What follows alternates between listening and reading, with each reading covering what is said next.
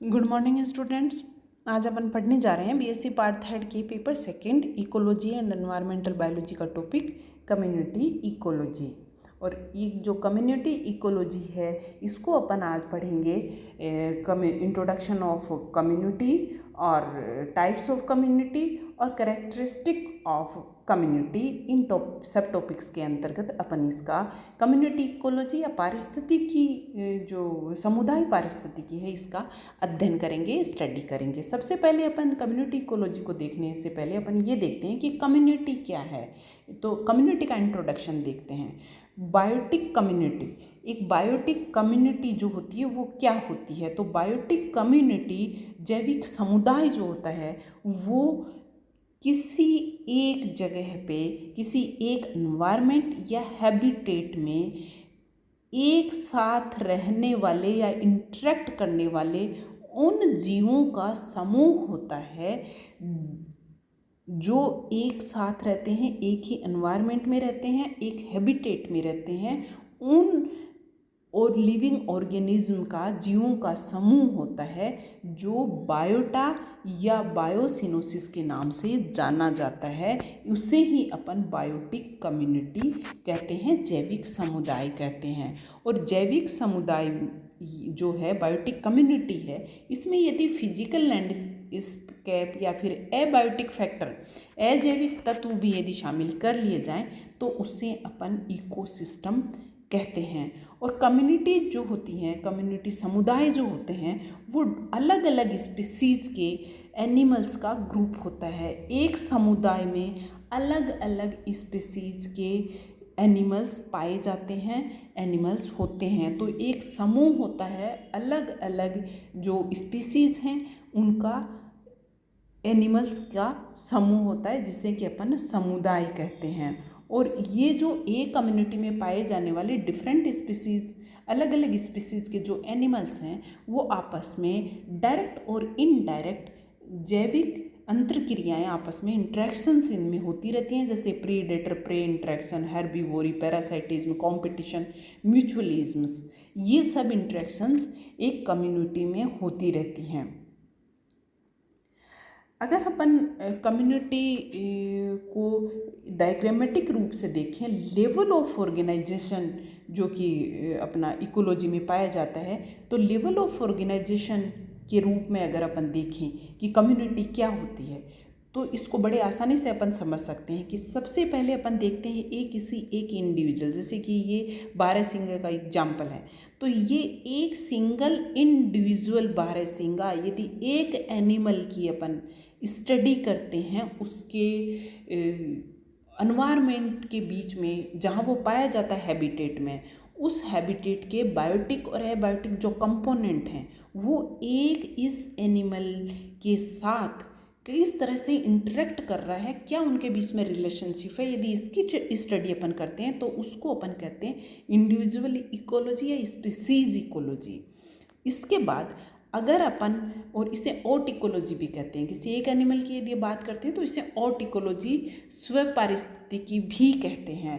और यदि एक स्पीसीज के जो एनिमल्स हैं, एक स्पीसीज के एनिमल्स, एक एरिया में रहने वाले टोटल एनिमल, किसी एक हैबिटेट में या एक स्पेसिफिक रीजन में एक स्पीसीज के जो सभी एनिमल होते हैं, टोटल एनिमल होते हैं, उनकी अगर अपन उनके उस इकोसिस्टम में स्टडी करते हैं रिलेशनशिप की, उसके एनवायरनमेंट जो फिजिकल एनवायरनमेंट है उसके साथ, और बाकी उसका जो भी लिविंग बाकी ऑर्गेनिज्म है उनके साथ जो इंटर रिलेशनशिप है उनकी स्टडी करते हैं, सिर्फ एक पॉपुलेशन, एक ही स्पीसीज़ के मेंबर्स की, तो उससे अपन पॉपुलेशन इकोलॉजी कहते हैं। क्योंकि एक स्पीसीज़ के जितने मेंबर होते हैं एक जगह पे, एक स्पीसीज़ के जितने भी एनिमल होते हैं उनको अपन पॉपुलेशन कहते हैं।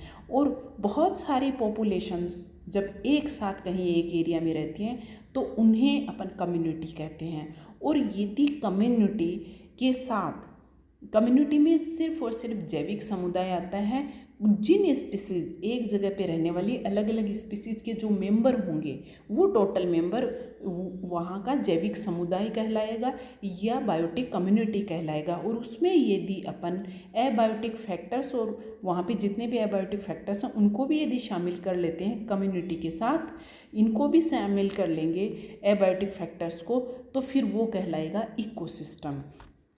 और यदि किसी सेम एनवायरमेंटल कंडीशन में अर्थ के रीजन में किसी अर्थ पे पाया जाने वाला वो रीजन जिसमें सेम एनवायरमेंटल कंडीशंस हैं और वहाँ पे पाए जाने वाले सभी इकोसिस्टम्स या फिर कम्युनिटीज़ की जो स्टडी करते हैं उसे अपन बायोम कहेंगे। और बायोम जो टोटल पूरी अर्थ का जो बायोटिक और एबायोटिक जितने भी कंपोनेंट्स हैं उनका जो एक सिस्टम है पूरा का पूरा, जो एक ब्रॉड इकोसिस्टम है पूरी अर्थ का, अर्थ के पूरे बायोटिक और एबायोटिक फैक्टर्स और उनकी इंटर रिलेशनशिप की जो स्टडी होगी वो पूरा का पूरा सिस्टम कहलाएगा बायोस्फीयर। इसको इस तरह से भी देख सकते हैं जैसे कि अपन ने अभी जो डायग्राम देखा, और ये दूसरे में अपन एक दूसरा एग्जाम्पल देख लेते हैं, कोई भी दूसरी स्पीसीज। तो ये एक अकेली ऑर्गेनिज्म की स्टडी, तो ये ओट इकोलॉजी में आ जाएगा। इसके एक अकेले एनिमल की उसके पाए जाने वाले जो भी हैबिटेट है उसमें इंटरेक्शन है फिजिकल एनवायरनमेंट और बाकी के लिविंग ऑर्गेनिज्म का, इस एक एनिमल की जो भी रिलेशनशिप है उसकी स्टडी अगर अपन करेंगे तो वो अपना होगा ओट इकोलॉजी कहलाएगा। और ये ऑर्गेनिज्म इकोलॉजी भी कहलाती है। और यदि एक जगह पे पाई जाने वाली एक स्पीसीज के सभी मेंबर्स, सभी एनिमल्स का जो ग्रुप होगा उसे अपन पॉपुलेशन कहते हैं, और उसकी जो इकोलॉजिकल स्टडी होगी उसको पॉपुलेशन इकोलॉजी कहेंगे। और यदि एक जगह पे पाई जाने वाली अलग अलग पॉपुलेशंस, अलग अलग स्पीसीज के टोटल मेंबर्स हैं, टोटल एनिमल्स हैं, उनको अपन कम्युनिटी कहेंगे, और उनकी जो इकोलॉजिकल स्टडी होगी उसको कम्युनिटी इकोलॉजी कहेंगे। और यदि उसमें एबायोटिक फैक्टर्स को भी अपन शामिल कर लेते हैं कम्युनिटी के साथ तो वो इकोसिस्टम कहलाएगा। और इकोसिस्टम यदि बड़ा इकोसिस्टम है, उसका एरिया बहुत बड़ा है, सेम एनवायरमेंटल कंडीशन जो क्लाइमेटिक कंडीशंस हैं वो किसी अर्थ पे पाए जाने वाले बहुत बड़े एरिया की सेम एनवायरमेंटल कंडीशंस या सेम क्लाइमेटिक कंडीशंस का जो रीजन है उनमें पाए जाने वाले जितने भी बायोटिक कम्युनिटीज़ हैं और वहाँ का जो भी इकोसिस्टम है टोटल, वो बायोम कहलाता है। तो जो अपने अर्थ है इस पे अलग अलग बायोम पाए जाते हैं, जैसे टेगा, टुंड्रा, डेजर्ट बायोम, ये सब पाए जाते हैं, फॉरेस्ट बायोम। और टोटल जो अपनी अर्थ है पूरी की पूरी, उसके यदि इकोसिस्टम की अगर बात करें तो उसे अपन नाम देते हैं बायोस्फीयर, जिसमें ग्लोबल प्रोसेसेस की स्टडी की जाती है। तो एक अकेली जो पॉपुलेशन होती है उसका सरवाइव करना बड़ा मुश्किल होता है, क्योंकि जो एनर्जी का फ्लो है और जो एनर्जी की रिक्वायरमेंट है वो हर ऑर्गेनिज्म की अकेले रह के पूरी नहीं हो सकती है, इसलिए उनको साथ रहना होता है, एक दूसरे पे वो इंटरडिपेंडेंट होते हैं। और इंटरडिपेंडेंस यदि नहीं होती है और उनकी जो रिक्वायरमेंट है वो पूरी नहीं होती हैं तो वो स्टेबल कम्युनिटी नहीं होती है। अब अपन देखते हैं टाइप्स ऑफ कम्युनिटी। तो दो तरह के मेन टाइप होते हैं कम्युनिटी के, एक होता है मेजर कम्युनिटी, एक होता है माइनर कम्युनिटी।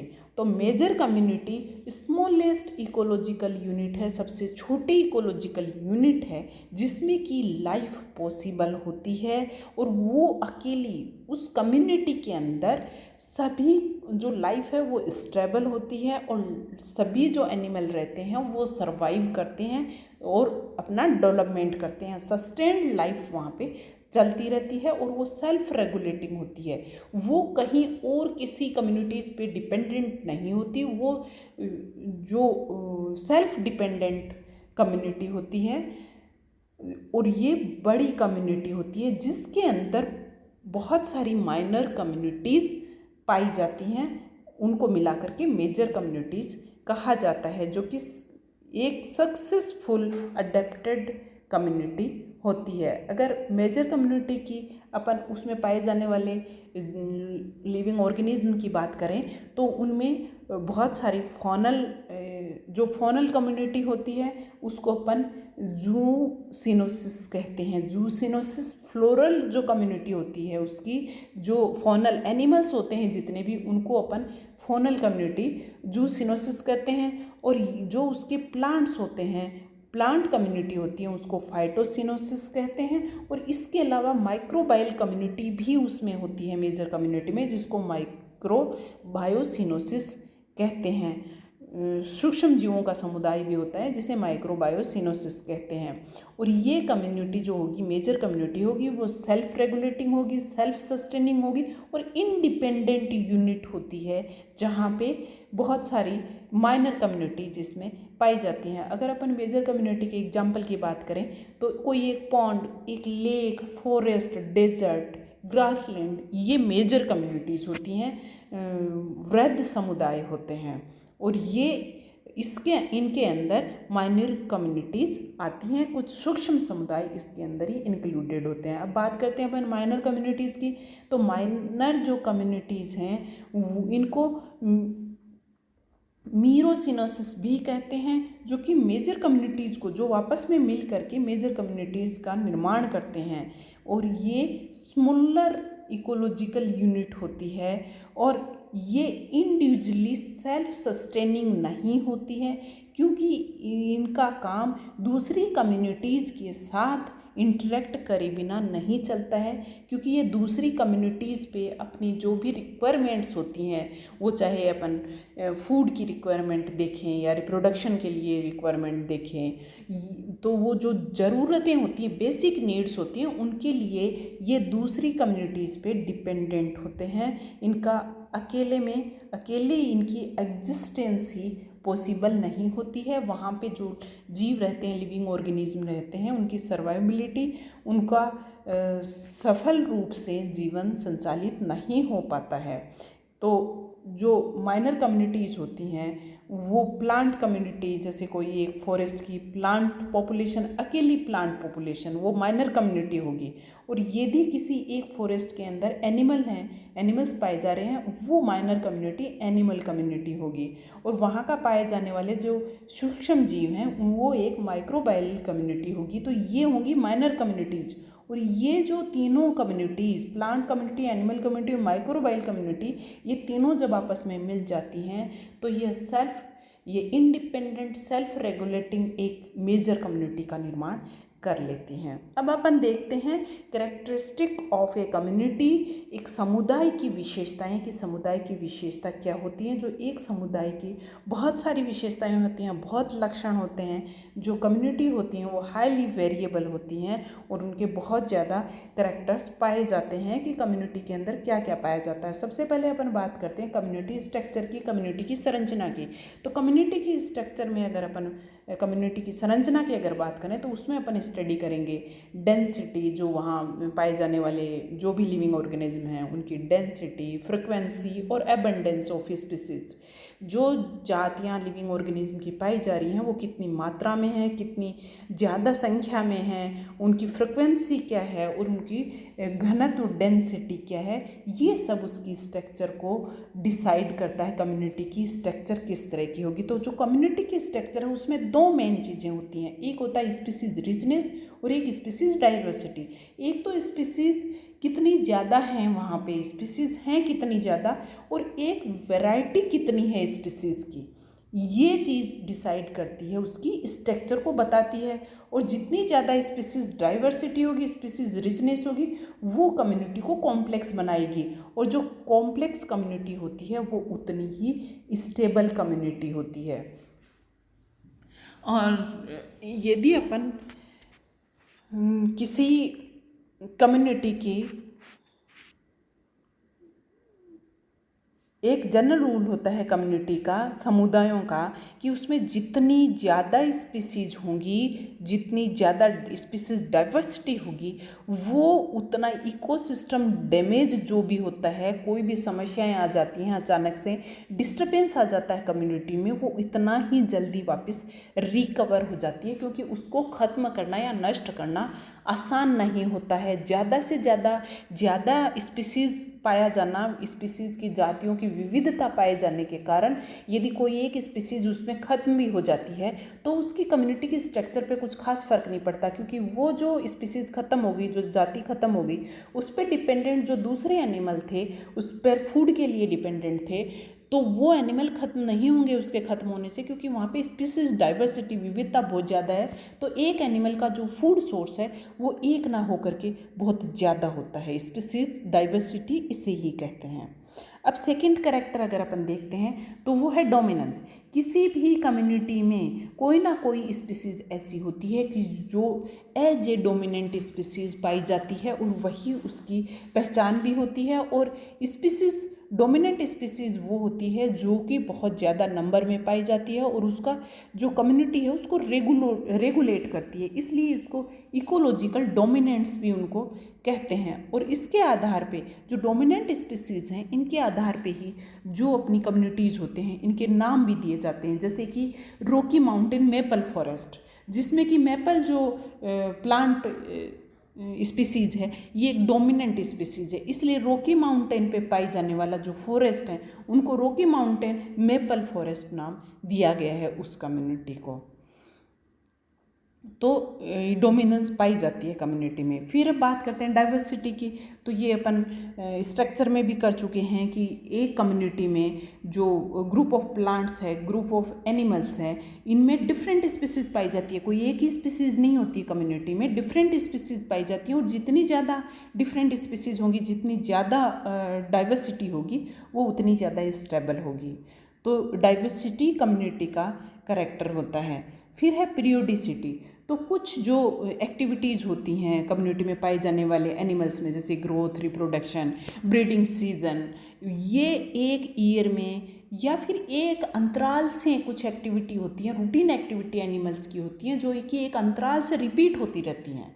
एक पीरियोडिसिटी उनमें पाई जाती है, आवर्तीता पाई जाती है। जैसे कि ब्रीडिंग सीजन है, कोई एनिमल की अगर अपन बात करें तो वो स्प्रिंग सीजन में ब्रीड करता है, रिप्रोडक्शन करता है, तो वो हर साल आने वाले स्प्रिंग सीजन में ब्रीडिंग करेगा, वो उसका ब्रीडिंग सीजन होगा। तो वो ये नहीं कि साल भर ही ब्रीडिंग करेगा, उसमें एक पीरियोडिसिटी पाई जाएगी। किसी किसी एनिमल में ये होता है कि वो रात के टाइम एक्टिव रहते हैं, दिन के टाइम वो रेस्ट करते हैं, तो वो हर दिन और रात में इसमें इनकी जो एक्टिविटीज़ हैं, रूटीन एक्टिविटीज़ हैं, उसमें पीरियोडिसिटी पाई जाती है। ऐसे ही जो एनिमल कम्युनिटी होगी उनके एनिमल में पीरियोडिसिटी भी पाई जाती है। फिर अपन बात करते हैं स्ट्रेटिफिकेशन की, स्तरीकरण की।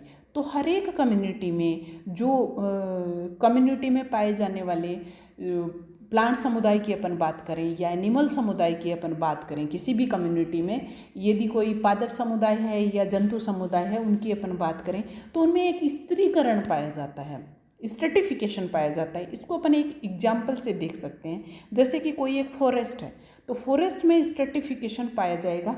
और स्ट्रेटिफिकेशन किस तरह से होगा कि जो फॉरेस्ट की सबसे नीचे नीचे की लेयर, फॉरेस्ट की अगर अपन बात करें तो उसमें पाए जाने वाले जो एनिमल्स हैं, उन पे फॉरेस्ट में पाए जाने वाले एनिमल्स जो उनका हैबिटेट है, उनमें स्ट्रेटिफिकेशन होता है।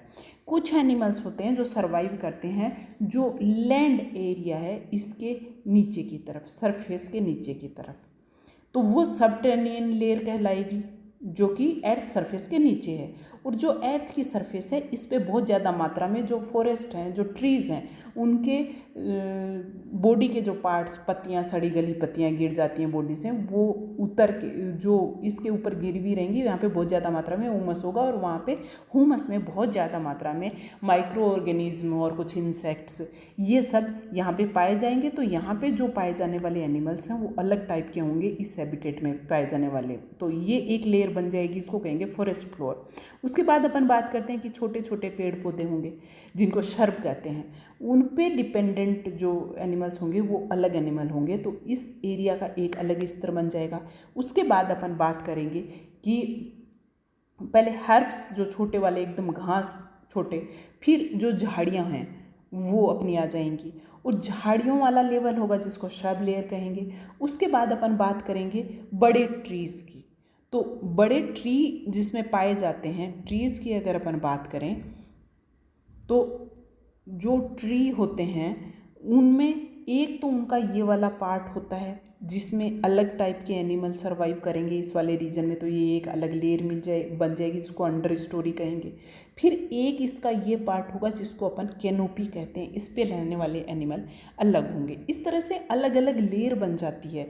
और ये जो स्ट्रेटिफिकेशन है, स्त्रीकरण है, ये इस तरह का स्त्रीकरण होगा, इसको अपन वर्टिकल स्ट्रेटिफिकेशन कहते हैं। और यदि ये स्त्रीकरण इस तरफ से होता है, स्ट्रेटिफिकेशन इस तरह से होता है, तो इसको अपन हॉरिजॉन्टल कहते हैं। और जो हॉरिजॉन्टल स्ट्रेटिफिकेशन है ये अलग अलग कम्युनिटी जहाँ मिलती हैं वहाँ पे पाया जाता है। और जो वर्टिकल है ये फॉरेस्ट में और जो भी एरिया होता है उनमें पाया जाता है। अब इसको अगर अपन एग्जाम्पल से देखें, जैसा कि अपन ने अभी देखा है, तो ये बात करते हैं अपन वर्टिकल स्ट्रेटिफिकेशन की फॉरेस्ट एरिया की। तो फॉरेस्ट एरिया में एक ये ऑर्गेनिक लेयर होगी, जो इसके नीचे सबटेरेनियन लेयर की अपन ने बात करी। उसके बाद ये ऑर्गेनिक लेयर होगी ह्यूमस वाली। उसके बाद ये घास पाए जाएंगे, इसको हर्बेसियस कहेंगे। फिर छोटी झाड़ियाँ हैं, ये शर्ब लेयर होगी। ये वाला रीजन होगा जिसमें छोटे पेड़ होंगे, तो वो अंडर स्टोरी होगी। और ये जो मेन पार्ट है ये कैनोपी होगी बड़े ट्रीज़ की, जो उसका पूरा का पूरा कैनोपी होती है। ये रीजन जो होता है, फोलिएज जो होता है, इसको अपन कैनोपी कहते हैं। तो ये कैनोपी वाला रीजन, इसमें अलग टाइप के एनिमल्स होंगे, कुछ बर्ड्स होंगे जो घोंसले भी बनाएंगे और वहाँ पे रहेंगे। तो ये कैनोपी हो गई। और कैनोपी के नीचे लोअर कैनोपी, जो कि बड़े ट्री से छोटे ट्री होते हैं उनकी छोटी कैनोपी यहाँ आ जाती है, उसको लोअर कैनोपी कहते हैं। और इन कैनोपीज़ के नीचे वाला जो तने का पार्ट होता है उसको अपन अंडर स्टोरी कहते हैं। तो इस तरह से ये स्ट्रेटिफिकेशन पाया जाता है। अब अगर बात अपन हॉरिजॉन्टल स्ट्रेटिफिकेशन की करें, तो हॉरिजॉन्टल स्ट्रेटिफिकेशन जैसे कि एक समुद्र है या फिर कोई पॉन्ड है, उसके पास पाए जाने वाला जो एरिया होगा, जैसे कि फॉरेस्ट में कन्वर्ट हो रहा है आगे जाके, वो फॉरेस्ट है। पहले तो ये वाटर बॉडी पाई जा रही है और उसके बाद वो धीरे धीरे वाटर बॉडी खत्म हो जाती है और आगे की तरफ फॉरेस्ट पाया जाता है। तो इसमें भी स्ट्रेटिफिकेशन अलग अलग होता है, क्योंकि अलग अलग टाइप का जो जैविक समुदाय है वो इनमें पाया जाता है। प्लांट्स भी अलग टाइप के होते हैं और उन प्लांट्स पर सर्वाइव करने वाले एनिमल भी अलग टाइप के होते हैं। तो ये समुदायों में स्ट्रेटिफिकेशन इस तरह से हॉरिजॉन्टल स्ट्रेटिफिकेशन पाया जाता है। जैसे बात अपन इसकी करें तो इसमें फ्लोटिंग प्लांट सबसे पहले जो ये वाला रीजन होगा वाटर बॉडी का, इसमें पाए जाते हैं फाइटोप्लैंक्टन्स। और जब वो किनारे की तरफ आ जाता है तो वहाँ पे सबसे पहले जो फाइटोप्लैंक्टन वाले रीजन के बाद जो रीजन होगा, ये इतना रीजन फाइटोप्लैंक्टन वाला होगा। उसके बाद रीजन होगा सबमर्ज्ड, क्योंकि यहाँ पे गहराई ज़्यादा होगी और यहाँ पे जो प्लांट्स पाए जाएंगे वो सबमर्ज्ड स्थिति में पाए जाते हैं, सबमर्ज्ड पाए जाते हैं, जो पानी में बाहर की तरफ नहीं निकलते। उसके बाद पानी की गहराई कम हो जाती है और जो प्लांट्स आते हैं वो फ्लोटिंग प्लांट्स होते हैं, वो पाए जाते हैं। और जब ये अपना ख़त्म हो जाता है, वाटर अपना ख़त्म हो जाता है, उसके बाद शैलो वाटर होता है, वहाँ पे पाए जाने वाले जो प्लांट्स हैं वो अलग तरह के होते हैं। फिर आगे की तरफ घास पाया जाता है, वो अलग तरह का आ जाता है। फिर घास वाला एरिया आ गया और उसके बाद फॉरेस्ट, आगे चल के फॉरेस्ट कम्युनिटी पाई जा रही है या फॉरेस्ट इकोसिस्टम है आगे।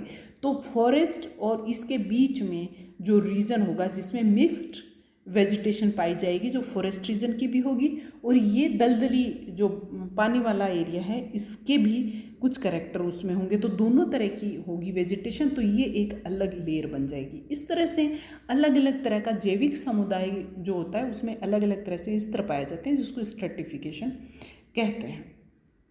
अब जो आगे देखते हैं अपन कम्युनिटी की स्ट्रक्चर। कम्युनिटी का अगला कैरेक्टर इकोटोन और एज इफेक्ट।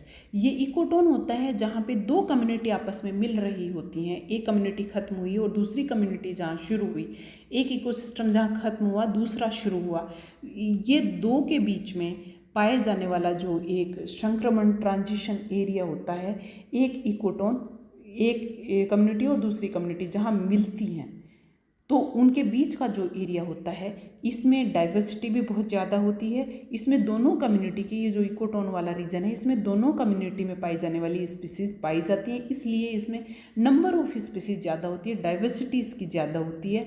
और ये दोनों के मिलने के कारण होता है, दोनों कम्युनिटीज़ के मिलने वाला क्षेत्र होता है, इसलिए ऐसा होता है। तो इसको होता है जिस कारण से उसको एज इफेक्ट कहते हैं, और इस एरिया को इकोटोन कहते हैं, जो कि कम्युनिटीज़ की, क्योंकि कोई भी कम्युनिटी एकदम से कोई किसी सीमा से अलग सेपरेट नहीं होती हैं, वो आपस में मिली हुई होती हैं। दो बायोम जहाँ मिलते हैं वहाँ पे भी इकोटोन बनता है। और जो कम्युनिटीज़ होती हैं वो ओपन कम्युनिटी और क्लोज्ड कम्युनिटी, दो तरह की कम्युनिटीज़ होते हैं इकोटोन के आधार पे। तो जो कम्युनिटीज़, एक कम्युनिटी दूसरी कम्युनिटी से किसी स्पेसिफिक कोई सीमा से अलग नहीं हो रही दिखाई देती हैं, वो ओपन कम्युनिटी होती हैं। जैसे ओपन कम्युनिटी को की अगर अपन बात करें तो कोई एक डेजर्ट एरिया है, और डेजर्ट एरिया आगे चल करके कोई फर्टाइल, जैसे डेजर्टिक अपना कोई भी एरिया आया है, डेजर्टिक इकोसिस्टम है, वो आगे चलकर एक फर्टाइल रीजन में कन्वर्ट हो रहा। तो ऐसा नहीं है कि वो एकदम से ही खत्म हो जाता है, डेजर्ट शुरू हो जाता है और फर्टाइल लैंड एकदम से ख़त्म हो जाती है, किसी एक दीवार से या सीमा से अलग नहीं होती हैं। वो धीरे धीरे करके जो इनके जो समुदाय स्पीसीज होती हैं, प्लांट्स स्पीसीज होती हैं, एनिमल स्पीसीज होती हैं, वो धीरे धीरे करके चेंज हो रही होती हैं। वो जो क्लाइमेटिक कंडीशन है वो धीरे धीरे करके चेंज हो रही होती है। ऐसा जब होता है तो उसको अपन ओपन कम्युनिटी कहते हैं, जिसमें बाउंड्रीज बहुत वाइड होती हैं, एकदम से अलग नहीं होती हैं, लेकिन जिनकी बाउंड्री बहुत अचानक से चेंज हो जाती है। एक कम्युनिटी दूसरी कम्युनिटी आ जाती है, एक खत्म हो जाती है, दूसरी शुरू हो जाती है। ऐसा यदि अचानक से हो जाता है तो उसको अपन क्लोज्ड कम्युनिटी कहते हैं। और ऐसा कब होता है, जब अगर अपन बात करें कि कहीं पे समुद्र है और समुद्र से एकदम से लैंड सरफेस आ गई, तो समुद्र जब एक दूसरे से समुद्र अलग होता है और लैंड एरिया आ गया, टेरेस्ट्रियल कम्युनिटी आ गई, टेरेस्ट्रियल इकोसिस्टम आ गया, तो वो एकदम से अलग हो जाता है, इसको अपन क्लोज्ड कम्युनिटी कहेंगे। अब अपन बात करते हैं कि अगले करैक्टर की, वो है इकोलॉजिकल नीके। तो इकोलॉजिकल नीके जो है, इसका मतलब होता है कि कम्युनिटी के अंदर हर एक एनिमल, पाया जाने वाला हर एनिमल क्या क्या कार्य करता है, क्या करता है, वो क्या खाता है, क्या करता है, ये जो चीज़ें होती हैं इनको इकोलॉजिकल नीके कहते हैं। और ये हर एनिमल का पाया जाता है कि वो क्या खाता है, और क्या खाता है, क्यों खाता है, और कैसे खाता है, जो उसके मूवमेंट्स होते हैं, ये सब चीज़ें हर एक कम्युनिटी में पाए जाने वाले एनिमल्स के लक्षण होते हैं। और इसके लिए अपन पहले भी बात कर चुके हैं कि ये बात जो ईपी ओडम है, इन्होंने इकोलॉजिकल नीके के लिए ये बात बताई थी कि अगर अपन हैबिटेट की बात करें तो वो ऑर्गेनिज्म का सिर्फ एड्रेस बताता है, जबकि इकोलॉजिकल नीके उसका प्रोफेशन है कि वो क्या करता है, क्यों करता है, और कैसे करता है, ये चीज़ बताती है, वो इकोलॉजिकल नीके होता है, जो हर एनिमल का कम्युनिटी में होता है। इसके बाद है इंटर स्पेसिफिक एसोसिएशन। हर कम्युनिटी का ये मेन कैरेक्टर होता है कि एक कम्युनिटी के अंदर अलग अलग स्पीसीज पाई जाती हैं और उनके अंदर इंटर स्पेसिफिक एसोसिएशन होती हैं, इंटर डिपेंडेंस होती है उनके बीच में, इंटर स्पेसिफिक रिलेशनशिप उनमें पाई जाती है। और ये जो रिलेशनशिप होती है ये इंटर डिपेंडेंस की मेन फॉर्म होती हैं। और इंटर डिपेंडेंस की मेन जो फॉर्म्स हैं वो पाई जाती हैं तीन किसी कम्युनिटी में। एक न्यूट्रिशनल इंटरडिपेंडेंस हो सकती है, रिप्रोडक्टिव इंटरडिपेंडेंस हो सकती है, और या फिर प्रोटेक्टिव इंटरडिपेंडेंस हो सकती है। तीन तरह की इंटरडिपेंडेंस पाई जा सकती है। न्यूट्रिशनल में खाने के लिए एनिमल्स एक दूसरे पे फीडिंग के लिए डिपेंडेंट होते हैं। रिप्रोडक्टिव इंटरडिपेंडेंस में अपने रिप्रोडक्शन के लिए डिपेंडेंस होती है, जैसे कि बहुत सारे प्लांट्स होते हैं जो खुद तो बहुत ज़्यादा संख्या में हैं, लेकिन वहाँ पे पाई जाने वाली कुछ इंसेक्ट की स्पीसीज़ हैं, उनके बिना उनमें रिप्रोडक्शन पॉसिबल नहीं है, क्योंकि मेल और फीमेल प्लांट अलग अलग हैं और उनमें पोलिनेशन के बिना उनमें रिप्रोडक्शन प्रोसेस पूरी नहीं होगी। और पोलिनेशन का काम मेल से फीमेल पे, जो मेल के जो परागण हैं, जो उनके गैमिट हैं, मेल गैमिट, वो फीमेल फ्लावर पे पहुँचेंगे, तब जाके फर्टिलाइजेशन पॉसिबल होगा। और ये काम इंसेक्ट्स करते हैं। तो प्लांट्स कम्युनिटी और एनिमल कम्युनिटी के बीच की ये रिप्रोडक्शन के लिए इंटरडिपेंडेंस हो गई। और इसका एक बहुत अच्छा एग्जाम्पल है कि जो एक कुकू बर्ड है वो रिप्रोडक्शन के लिए वो अपने अंडे, क्योंकि वो घोंसला खुद नहीं बनाता है, कोयल जो होती है अपना घोंसला नहीं बनाती है, और ये अपने अंडे किसी और बर्ड के नेस्ट में देती है, मेनली कौवे के नेस्ट में दे देती है। तो ये रिप्रोडक्शन के लिए ये घोंसले नहीं बनाती। यदि दूसरी स्पीसीज जो घोंसला बनाने वाली नहीं होंगी तो ये रिप्रोडक्शन नहीं कर पाएंगी और इनकी जो स्पीसीज है वो ही खतरे में पड़ जाएगी। इसके अलावा प्रोटेक्टिव इंटरडिपेंडेंस, तो प्रोटेक्शन के लिए अपन देखते हैं कि बहुत सारे इंसेक्ट, बर्ड ऐसे कलर के होते हैं और उनकी संरचना इस तरह की होती है कि जो प्लांट कम्युनिटी में वो रहते हैं उनको उनके प्रेडेटर्स के द्वारा उनको जो खाते हैं, जो शिकार करते हैं, उनके लिए पहचानना मुश्किल हो जाता है। कुछ तो ऐसे इंसेक्ट होते हैं, जैसे लीफ इंसेक्ट की अपन बात करें तो वो एकदम से ऐसा होता है जैसे कोई किसी पौधे की पत्ती हो, तो उसको समझने में, पहचानने में धोखा खा जाते हैं उनके प्रेडेटर्स। तो ये प्रोटेक्टिव इंटरडिपेंडेंस इसे कहते हैं और ये पाई जाती है। इसके बाद अपन करते हैं कम्युनिटी प्रोडक्टिविटी की। तो कम्युनिटी प्रोडक्टिविटी जो है production of biomass, organic matter का जो प्रोडक्शन टोटल कम्युनिटी द्वारा जो किया जाता है उसको अपन कहते हैं कम्युनिटी प्रोडक्टिविटी। जो स्टोरेज ऑफ एनर्जी है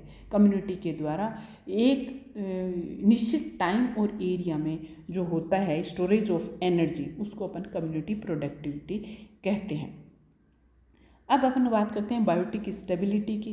तो बायोटिक स्टेबिलिटी जितनी ज़्यादा स्पीसीज होंगी, multiple type of species, variety of species diversity जितनी ज़्यादा बायोटिक कम्युनिटी की किसी की होगी वो उतनी ही ज़्यादा स्टेबल होगी। एक स्टेबल कम्युनिटी की स्टेबिलिटी उसकी मेन पहचान होती है, नहीं तो वो कम्युनिटी ख़त्म हो जाती है यदि स्टेबल नहीं होती है। अब अपन बात करते हैं ग्रोथ फॉर्म और सक्सेशन की। तो सक्सेशन कहीं भी किसी भी एक कम्युनिटी का इस्टेब्लिशमेंट जब होता है कि पहले से वो कम्युनिटी वहाँ नहीं है, उस एरिया में कुछ भी नहीं है, ना प्लांट्स है ना एनिमल है, एक बेड, एक नग्न लैंड सरफेस है जिस पे कुछ भी नहीं है, कोई भी लाइफ ही पॉसिबल, वहाँ पे लाइफ नहीं रह रही है, एग्जिस्टेंस नहीं है लाइफ की, वहाँ पे लाइफ का पॉसिबल हो जाना, लाइफ की एग्जिस्टेंस हो जाना, लिविंग ऑर्गेनिज्म का वहाँ पे रहने लग जाना या बन जाना वहाँ पे, वो सक्सेशन कहलाता है।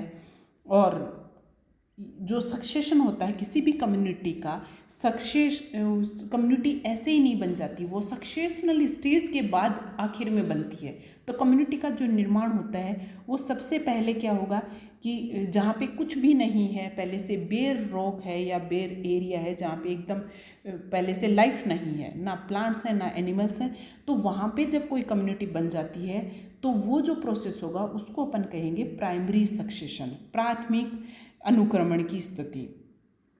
और यदि पहले से कम्युनिटी वहाँ पे थी, इस्टेब्लिश्ड कम्युनिटी थी, जैसे कि कोई जंगल है लेकिन उसमें आग लग गई और वो पूरा जंगल खत्म हो गया, तो वहाँ पे क्योंकि ऑर्गेनिक मैटर होगा पहले से, क्योंकि वहाँ पे पहले से कम्युनिटी थी तो वहाँ पे ऑर्गेनिक मैटर है और वहाँ पे जल्दी लाइफ शुरू हो जाती है, लिविंग ऑर्गेनिज्म जल्दी बन जाते हैं, प्लांट्स, ट्रीज ये जल्दी बन जाते हैं और उन पे रहने वाले एनिमल्स भी जल्दी वहाँ पे पैदा हो जाते हैं, धीरे धीरे उनकी संख्या बढ़ जाती है। तो इसको अपन सेकेंडरी सक्सेशन कहते हैं। और ये जो शुरुआत होती है पहले से, जहाँ कोई कम्युनिटी, कोई भी स्पीसीज़ नहीं है, वहाँ पे सबसे पहले जो स्पीसीज़ आती हैं, जो स्टेबल होती हैं, उन स्पीसीज़ को अपन कहते हैं पायोनियर स्पीसीज़। और उसके बाद धीरे धीरे जब सक्सेशन चल रहा होता है, अनुक्रमण चल रहा होता है, कम्युनिटी का इस्टेब्लिशमेंट चल रहा होता है, जो स्टेजेस होती हैं, तो वो पायोनियर, वहाँ पे जो पायोनियर स्पीसीज़ प्रेजेंट होंगी उनको मिलाकर अपन पायोनियर कम्युनिटीज़ कहेंगे। और वो कम्युनिटीज़ धीरे धीरे आगे चल करके खूब सारी स्टेजेस में जाते हैं, अलग अलग स्टेजेस आती हैं जिनको सीरियल कम्युनिटीज़ कहेंगे।